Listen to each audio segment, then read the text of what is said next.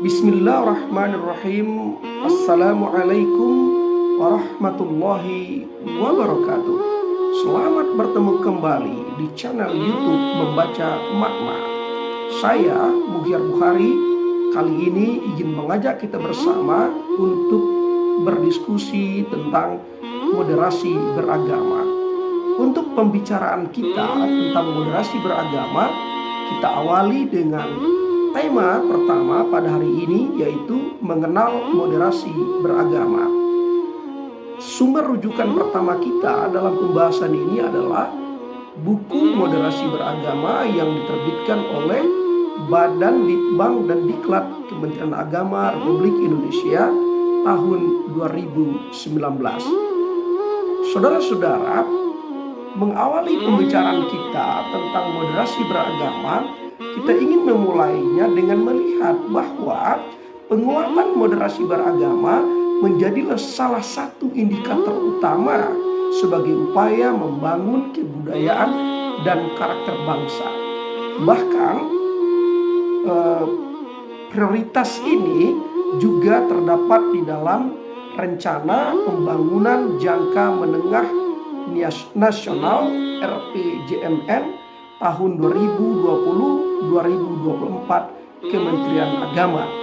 Dalam konteks keindonesiaan, moderasi beragama dapat dijadikan sebagai strategi kebudayaan untuk merawat Indonesia yang damai, toleran, dan menghargai keragaman. Saudara-saudara, moderasi beragama adalah cara hidup untuk rukun, saling menghormati, menjaga, dan bertoleransi tanpa harus menimbulkan konflik karena perbedaan yang ada. Dengan penguatan moderasi beragama, diharapkan kita umat beragama dapat memposisikan diri secara tepat dalam masyarakat kita yang multi religius, sehingga terjadi harmonisasi sosial dan keseimbangan kehidupan sosial. Kalau kita lihat dengan kondisi kehidupan keagamaan di Indonesia saat ini diwarnai oleh adanya perbedaan-perbedaan dalam pemelukan agama. Perbedaan-perbedaan ini selanjutnya dapat membentuk pengelompokan masyarakat berdasarkan pemeluk agama itu. Kondisi kehidupan keagamaan di Indonesia juga ditandai oleh berbagai faktor sosial dan budaya, seperti perbedaan tingkat pendidikan para pemeluk agama, perbedaan tingkat sosial ekonomi para pemeluk agama, perbedaan latar belakang budaya, perbedaan suku, perbedaan bahasa, perbedaan daerah asal, perbedaan tradisi, dan berbagai macam perbedaan-perbedaan lainnya. Karena itu, di tengah-tengah perbedaan itu, maka moderasi beragama dapat dijadikan jalan tengah di tengah keberagaman sosial, keberagaman ekonomi, keberagaman budaya, sosial, dan lain sebagainya. Saudara-saudara, Indonesia sebagaimana yang kita ketahui merupakan penduduk muslim terbesar di dunia, dan hal ini menjadi poin penting.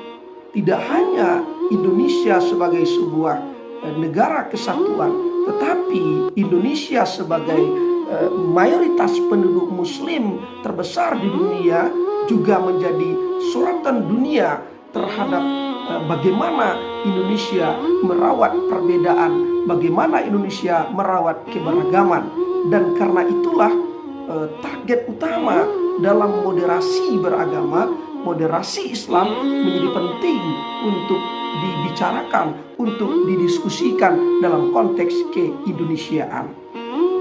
Moderasi adalah prinsip dasar Islam sebenarnya. Islam moderat merupakan pemahaman keagamaan yang sangat relevan dalam konteks keberagaman dalam segala aspek, baik agama, adat, suku, maupun bangsa itu sendiri.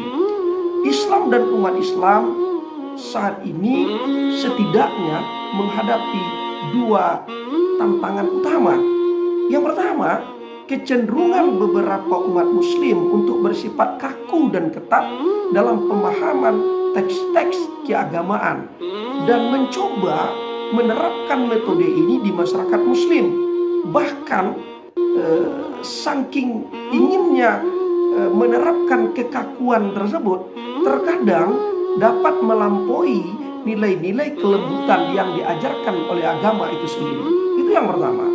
Yang kedua, kita melihat adanya kecenderungan lain yang mengadopsi tindakan, perilaku, dan budaya dari peradaban negara lain, yang budaya, perilaku tersebut belum tentu sesuai dengan peradaban dan budaya masyarakat Indonesia yang majemuk.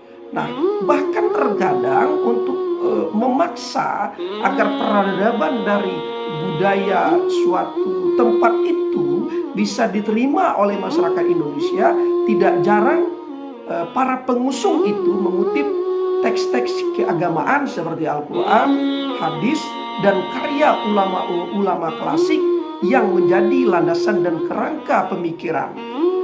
Tetapi dengan memahaminya secara tekstual dan terlepas dari konteks kesejarahan, sehingga keadaan ini menyebabkan adanya generasi yang terlambat lahir sebab hidup di tengah masyarakat modern tetapi memiliki pola pikir generasi terdahulu secara kaku dan tidak fleksibel. Nah, saudara-saudara, kemajemukan atau keberagaman sebenarnya adalah sesuatu yang niscaya dalam kehidupan ini. Keberagaman dan perbedaan itu sesungguhnya adalah sunatullah yang dapat dilihat di alam ini. Allah menciptakan alam ini di atas sunnah heterogenitas dalam sebuah kerangka kesatuan.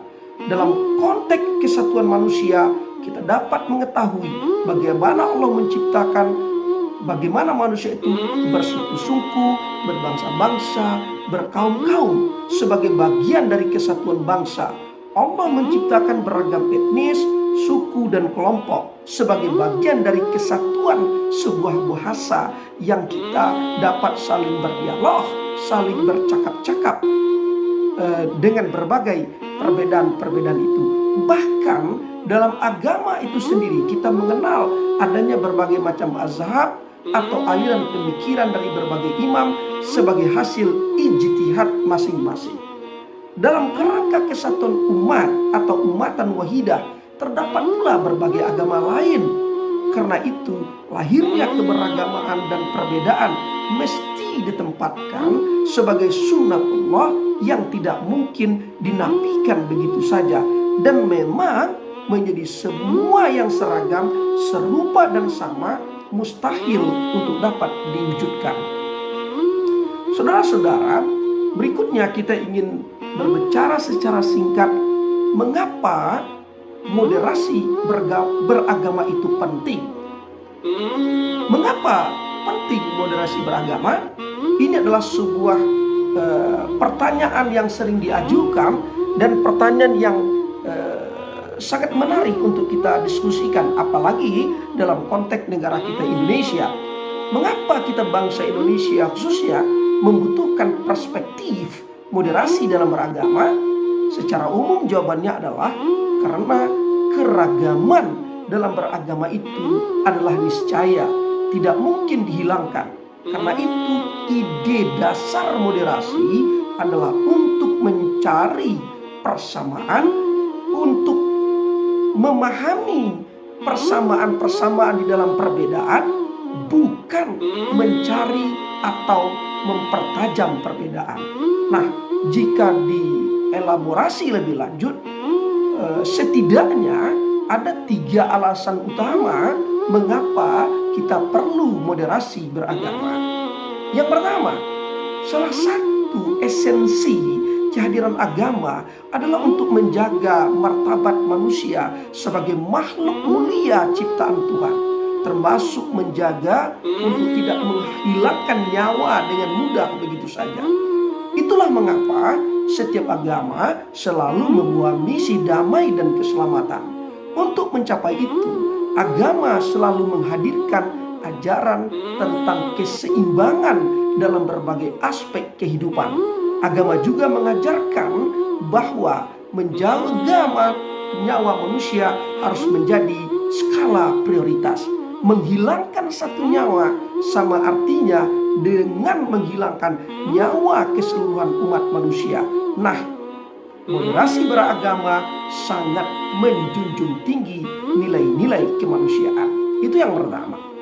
Yang kedua, ribuan tahun yang silam setelah agama-agama lahir, manusia tentu semakin bertambah dan beragam, bersuku-suku, berbangsa-bangsa, beraneka warna kulit, beraneka kebutuhan, kepentingan, dan lain sebagainya, tersebar di berbagai negeri dan wilayah di seantero dunia ini. Seiring dengan perkembangan dan persebaran umat manusia, agama juga turut berkembang dan tersebar. Karya-karya ulama terdahulu yang ditulis dalam bahasa Arab tidak lagi memadai, diandalkan satu-satunya untuk mewadahi seluruh kompleksitas persoalan kemanusiaan. Teks-teks agama pun mengalami multitafsir. Kebenaran menjadi beranak pinak, melainkan bersikap fanatik pada tafsir kebenaran versi yang disukainya, dan terkadang tafsir yang sesuai dengan kepentingan politiknya tidak lagi menjadi menarik untuk diketengahkan, karena fanatisme dan tafsir kebenaran versi yang disukai itu sesungguhnya dapat memicu konflik.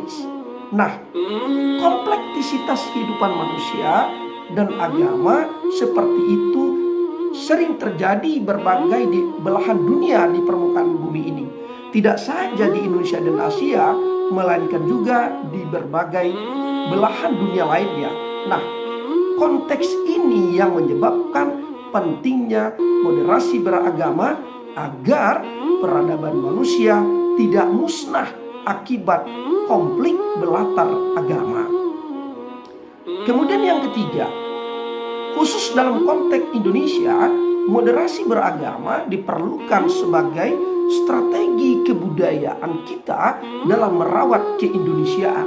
Sebagai bangsa yang sangat heterogen, sejak awal Indonesia ini berdiri, para pendiri bangsa sudah berhasil mewariskan satu bentuk kesepakatan dalam berbangsa dan bernegara, yakni Pancasila dalam Negara Kesatuan Republik Indonesia, yang telah nyata berhasil menyatukan semua kelompok agama, etnis, bahasa, dan budaya.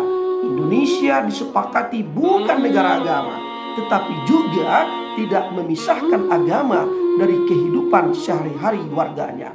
Nilai-nilai agama dijaga, dipadukan dengan nilai-nilai kearifan dan adat istiadat lokal. Beberapa hukum agama juga dilembagakan oleh negara. Ritual agama dan budaya berjalin berkelindan dengan rukun dan damai. Saudara-saudara, kemudian mari kita lihat sedikit tentang moderasi beragama dalam konteks pengertiannya. Kata moderasi berasal dari bahasa Latin moderatio, yang berarti kesedangan, tidak berlebihan, dan tidak pula kekurangan. Kata itu juga berarti penguasaan diri dari sikap sangat kelebihan dan kekurangan. Kalau kita lihat pula dalam Kamus Besar Bahasa Indonesia KBBI menyediakan dua pengertian kata moderasi, yakni pengurangan kekerasan, yang kedua penghindaran keekstriman. Jika dikatakan orang bersikap moderat, kalimat itu berarti orang itu bersikap wajar, biasa-biasa saja, dan tidak ekstrim. Dalam bahasa Inggris, kata moderation sering digunakan dalam pengertian fringe, rata-rata, core, inti, standar, baku, monolines, tidak berpihak. Secara umum, moderat berarti mengedepankan keseimbangan dalam hal keyakinan, moral, dan watak, baik ketika memerlukan orang lain sebagai individu maupun ketika berhadapan dengan institusi negara. Nah, mari pula kita lihat sedikit moderasi dalam konteks bahasa Arab. Nah, dalam bahasa Arab, moderasi dikenal dengan kata wasat atau wasatiyah yang memiliki padanan makna dengan kata tawassut atau tengah-tengah yang tidak adil dan tawazun berimbang. Orang yang menerapkan prinsip wasatiyah bisa disebut wasit. Dalam bahasa Arab pula kata wasatiyah diartikan sebagai pilihan terbaik. Adapun kata yang dipakai semuanya menyiyaratkan satu makna yang sama, yakni adil, yang dalam konteks ini berarti memilih posisi jalan tengah. Kata wasit bahkan sudah diserap dalam bahasa Indonesia yang menjadi kata wasit yang memiliki 3 pengertian. Pertama, penengah, perantara. Yang kedua, pelerai. Coba lihat kalau ada pertandingan bola kaki misalnya, wasit ini menjadi penengah, menjadi pelerai, menjadi orang yang di tengah-tengah, tidak memihak pada salah satu pihak. Yang ketiga, pemimpin di pertandingan. Nah, menurut pakar bahasa Arab, kata wasat itu juga memiliki arti segala yang baik sesuai dengan objeknya. Misalnya kata dermawan yang berarti sikap di antara kikir dan boros, atau kata pemberani yang berarti sikap di antara penakut dan nekat, dan masih banyak lagi contoh lainnya dalam bahasa Arab. Kalau dianalogikan, moderasi adalah ibarat gerak dari pinggir yang selalu cenderung menuju pusat atau sumbu sentripetal, sedangkan ekstremisme adalah gerak sebaliknya, menjauhi pusat atau sumbu menuju sisi terluar dan ekstrim, kontrifugal. Ibarat bandul jam, ada gerak yang dinamis, tidak berhenti di satu sisi luar secara ekstrim, melainkan bergerak menuju ke tengah-tengah. Nah, meminjam analogi ini dalam konteks beragama, sikap moderat dengan demikian adalah pilihan untuk memiliki cara pandang, sikap, dan perilaku di tengah-tengah di antara pilihan ekstrim yang ada. Sedangkan ekstremisme beragama adalah cara pandang, sikap, dan perilaku melebihi batas-batas moderasi dalam pemahaman dan praktek beragama. Karenanya, moderasi beragama kemudian dapat dipahami sebagai cara pandang, sikap, dan perilaku selalu mengambil posisi di tengah-tengah, selalu bertindak adil dan tidak ekstrim dalam beragama. Tentu perlu ada ukuran, batasan, dan indikator untuk menentukan apakah sebuah cara pandang, sikap, dan perilaku beragama tertentu itu tergolong moderat atau ekstrim. Tidak mudah secara gampangan, tidak mudah secara sesumbar, tidak mudah secara murahan menuduh seseorang berperilaku ekstrim. Perlu ada kajian-kajian mendalam, perlu ada telaah-telaah mendalam. Nah, ukuran tersebut dapat dibuat dengan berlandaskan pada sumber-sumber terpercaya seperti teks-teks agama, konstitusi negara, kearifan lokal, serta konsensus dan kesepakatan bersama.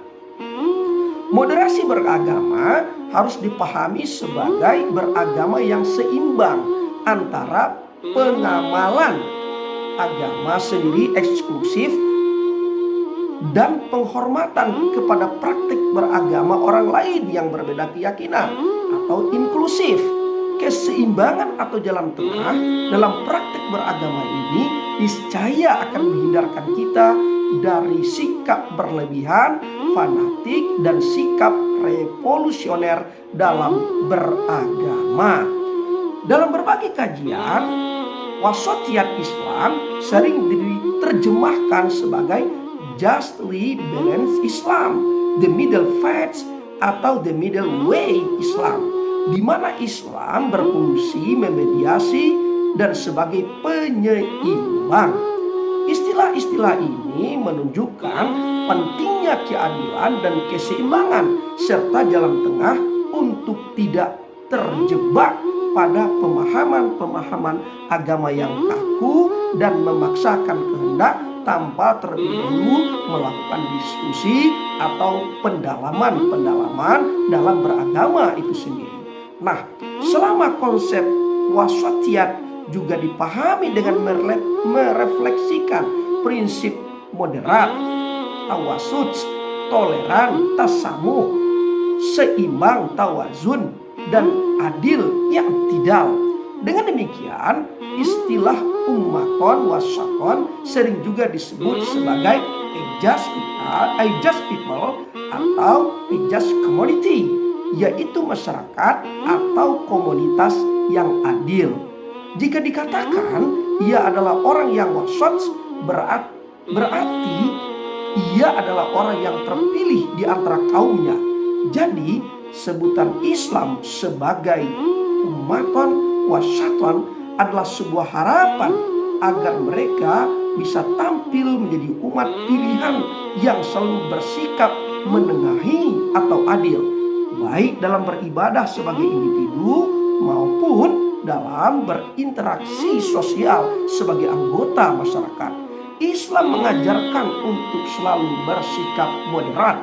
Ajaran ini begitu sentral dalam dua sumber utama ajaran Islam, ajaran Al-Quran dan hadis Nabi. Dapat kita lihat salah satu ayat dalam Al-Quran dalam surat Al-Baqarah ayat 143 dapat kita lihat yang artinya, dan demikian pula kami telah menjadikan kamu umat pertengahan agar kamu menjadi saksi atas perbuatan manusia dan agar Rasul Muhammad menjadi saksi atas perbuatan kamu. Nah, saudara-saudara, itulah gambaran tentang perkenalan kita dengan pemahaman moderasi beragama. Untuk tahap pertama pembicaraan kita tentang moderasi beragama adalah kita berkenalan secara singkat memahami moderasi beragama. Mudah-mudahan kita selalu menempatkan diri sebagai umat pilihan yang secara kehidupan sosial, kehidupan individu, kehidupan beragama menjadi orang-orang yang adil, orang-orang yang pertengahan, orang-orang yang selalu membawa kesejukan di tengah-tengah umat manusia, baik sesama seagama ataupun berbeda beragama. Dan kita hendaknya selalu mengedepankan nilai-nilai utama dalam kehidupan ini, yaitu bagaimana kita mengedepankan rahmatan lil alamin. Baik saudara-saudara, demikian pertemuan kita membicarakan moderasi beragama untuk tahap pertama ini. Insya Allah di kesempatan lain akan kita sambung lagi dengan pembahasan yang lain yang berkaitan dengan moderasi beragama ini. Demikian, terima kasih.